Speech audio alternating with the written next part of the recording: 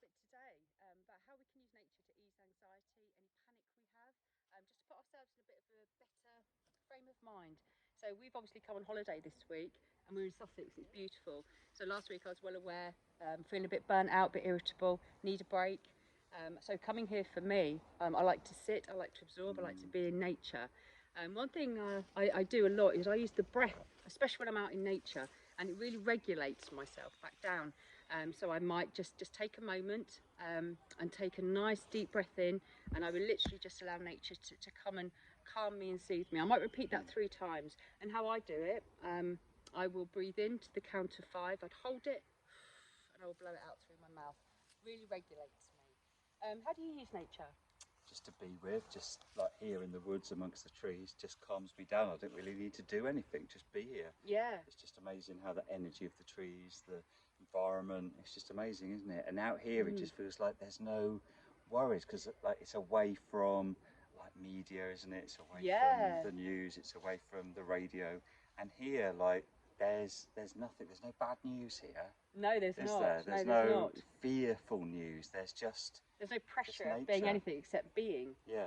Don't you think we've lost a little bit of that when we're all so Definitely. disconnected, and we're sitting in maybe buildings all day and we're doing a job, when really what soul's asking us to do is to take the time to come places like this, even if we end up at the beach, but for me it's always going to be woods.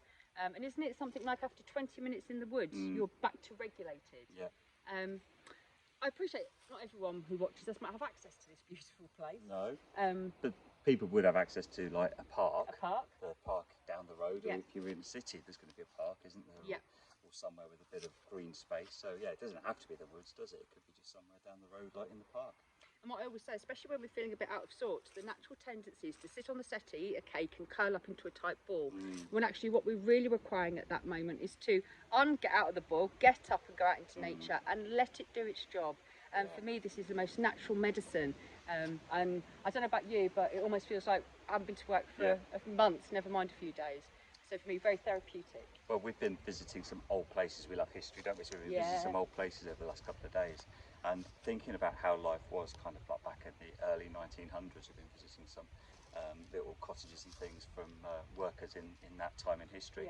And of course they had no Facebook or media or TV or radio or really access to the world outside their village. So yeah, life was hard, but I've been really thinking about, it was hard of course, but they didn't have all the extra stress and pressure and anxiety inducing stuff that we live with today.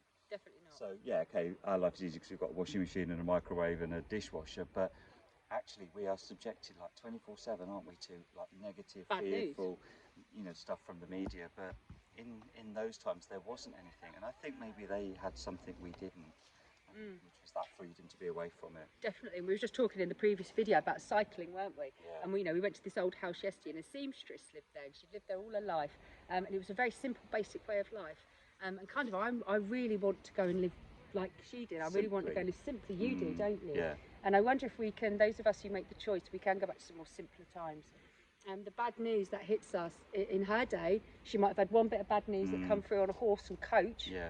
We're getting it every 5 minutes, every time we check second, Facebook, every time we're checking our phones, we just bombarded with it 24/7. So our system is always on a state of heightened alert. It doesn't get a chance to switch off. It doesn't get a chance to know that the danger has passed. The threat is over. So we're always anxious. We're always in this kind of fight or flight way of being, aren't we? And our systems 100%. Need to calm down. We must calm down, mustn't we?